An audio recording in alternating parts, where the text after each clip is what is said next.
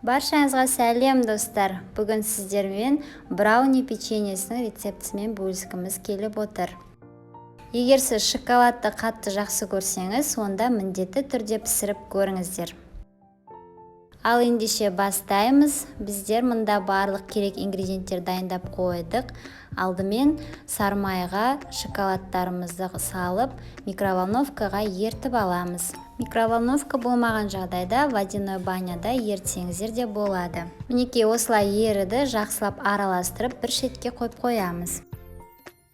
Келесі кезекте бір жұмыртқамыздың үстіне қантымызды саламыз да, оны жақсылап миксермен араластырамыз.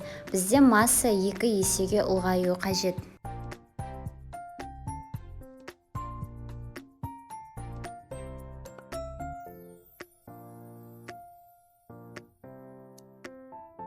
Оның үстіне разрыхитель саламыз, шым-шым тұзымызды саламыз, және құрғақ ингредиенттер какаоны ұнның үстіне қосып, екеуін осы массаның үстіне ситадан өткізіп салуымыз қажет. Енді осы қосылған барлық ингредиенттерді жақсылап араластырамыз.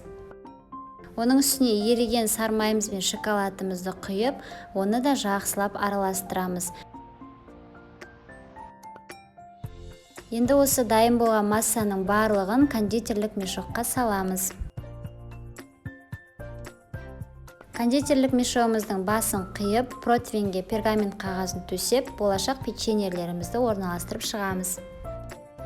Мінекей барлығын орналастырдық, араларын алшақ қылыңыздар, өйткені піскен кезде печенье жайылады. Осыны 170 градуста 10-12 минутта пісіреміз.